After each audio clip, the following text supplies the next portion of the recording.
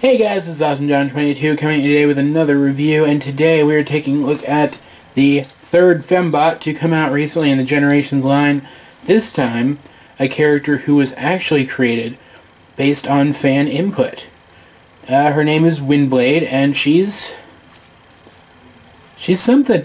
So, yeah, I'm just going to move right on to all that other stuff because I don't want to say anything right here because I have some definite opinions about this figure. So let's go ahead and get her transformed up through the magic of jump cuts. And here we have Windblade in her vehicle mode, and she's pretty cool. She's clearly some kind of black VTOL jet with the fans in her wings, and they do something pretty nifty. They do rotate and actually spin as well, though you don't get a whole lot of functionality out of either. It's still nice that it's there. Fantastic detail all over this thing. You can see something resembling a cockpit in there. She does actually have fold-up landing gear in the nose, as well as landing gear just kind of sticking out from underneath. Great rivets and paneling all over the place. Really adds to the illusion that this is some kind of unknown type of jet. You can see thrusters there. Underneath, though, she's pretty much a mess. You can clearly see robot parts everywhere. These are very clearly the legs, which, I mean, I'm sure you could tell that from up here. Those are very clearly her legs. They're just kind of sitting there. And it's a bit annoying. There's a few other annoying things about this mode as well. There are some tabs here that are meant to slot into these sides here, but as you can see, there's always a gap. And there's always a gap between the two halves of this fin here. There's just no getting around it. It's just that the plastic pieces aren't thick enough to hold their shape well enough to sit right next to each other as they're clearly intended to. So while I really enjoy this figure, in a lot of ways, there's also a lot of things that I find annoying about it. And we will talk more about that in the end when I recommend this figure. Well, when I do the section where I would recommend this figure. You know what I mean. Transformation to robot mode isn't that bad. I'm not going to show you the reverse transformation. I would recommend finding someone who does show reverse transformations, because it's kind of weird. The transformation of this thing is just kind of weird in general, though. And I'm probably going to fumble a little bit. Before that, though, I do want to point out her weapon, which is sheathed here in this big metal thing. Does attach underneath the jet via a peg right here, and I'm not pegging it all the way in. I just want to demonstrate it does peg in. However, pegging it all the way in and then trying to pull it back out does cause problems with the jet. It does, you're going to knock something loose, so I don't do it very often. Profile's not bad. Actually, profile looks pretty good. Overall, not a perfect vehicle mode, but a decent one. Pretty decent deluxe class scale. You can see she's quite a bit longer than Chromia, but she's also quite a bit shorter than Chromia. There's not as much thickness to her. But onto the transformation. First, we're going to loosen up these pegs here and just bring these sections out. Next, we're going to come back here, and we are going to take, you can see, these are separate panels. This will untab from here. Actually, what I should have done first, I'll show you on this side. First, we're going to actually untab her hand from this post here. And then we will untab this panel, like so. And then we fold these really thin little fins up flush with her wings, like so. Next, we're going to come around here. I guess probably the best thing to do at this point is just to bring her arms up. They won't plug in all the way yet, but bring them up like so. And you can kind of see already where we're going with this. Next, we're going to come here, refocus, bring her entire fuselage back, and then bring this forward, and flip out her head, which has this really cool clear yellow crest thing on it. Then bring this back up, and it doesn't really tab, it just kind of rests in place, but it works fine. Next, we're going to bring her arms up, And these, I don't really know what to do with these little bits. Usually I just fold them in like so. Next we're going to come here. We're going to rotate at the waist, which is going to bring her legs forward. We're going to split them at this tab here, and then rotate. Well, first here. Okay, this is where I always fumble every single time, because first of all, this is really loose. I mean, you saw how easily that popped out. So let's put this back the way it was, and I'll show you. She has these little heel bits back here. We're going to have to fold them down first. Then we rotate this whole section around, and it has to go inside out, not the other way. You know what I mean? Otherwise, it'll pop right off. It has a chance of popping right off otherwise, but that's the easiest way to go about it with the least amount of risk. Bring her heel bits straight down. Next, we're going to take these fronts of the legs, bring them down like so, and orient them so that her feet are flat with the floor. And do that on both sides, of course. And there we have Windblade transformed into her robot mode. And if it seems like I'm having a little bit of trouble getting her to stand, it's because I am. And we will get to that in just a moment. But first, let's take a look at her like this.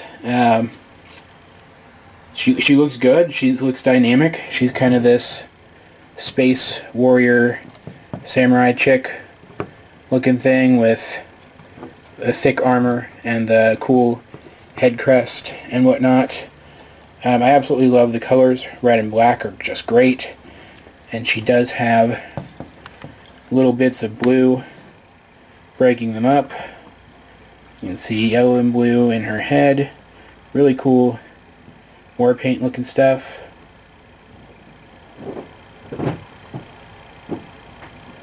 Overall, just great coloration, great detail. You can even see some of the rivets actually carry over into this mode.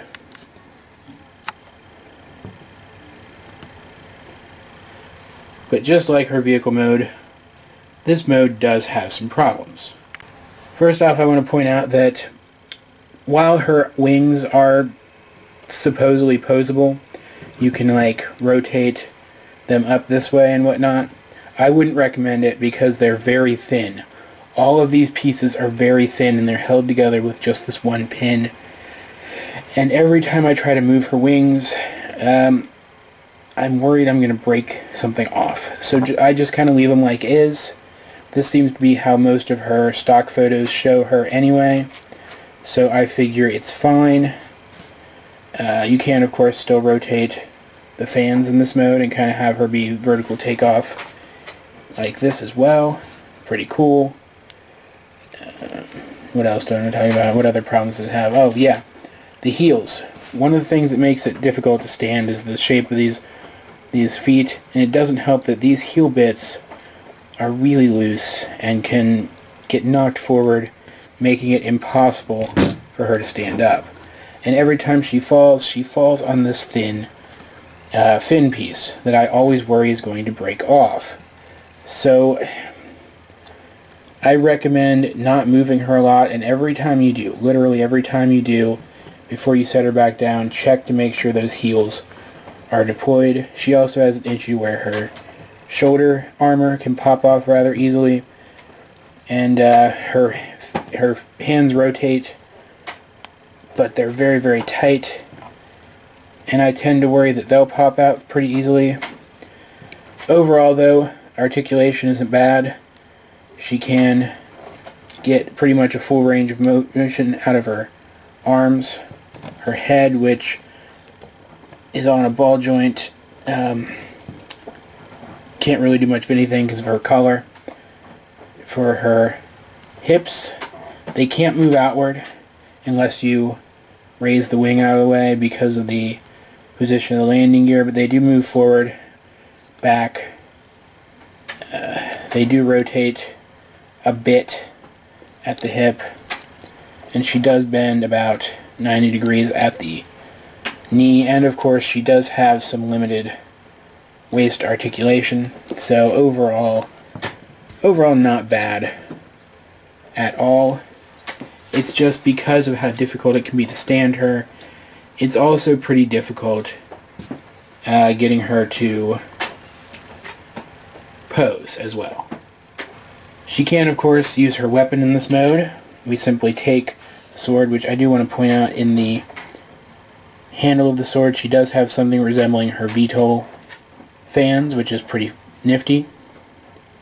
The sword does just slide right out of the sheath, and it is this spiffy looking purple energy blade thing with a flat version of a standard 5mm port, which just fits right into her hand, though it can't really rotate in her hand, because if you rotate it, it slides out because the handle is flat for some reason. And of course she does have the sheath, which has these little tabs on the side, so you can come under here and tab them into her legs. And now she's holding, or she's wearing, the giant sheath on her leg, hanging off her back, and it gives her this cool warrior look, but I can't imagine it's super practical, honestly. Still cool looking, and that's what I think matters the most when it comes to giant transforming robots. I mean, it's not like we're going for realism here. What's important is that she looks good. What's important is that she lives up to the idea of the character as she was presented by fans. And I think she does that. I just think she has some serious issues while doing it. I mentioned that Windblade is the final of the fembots that we've gotten with this Generations line. And I figure we might as well get a look at her with the other two, so let's get them in here. And you can see Windblade still, she does follow the same design principles as the standard fembot. She's still got the feminine figure. She's clearly a fembot. She looks like one. She doesn't quite fit in with these two because we have Chromia, who's very much classics, very much the update of the Generation 1 design. We have RC, who's just straight up 80s.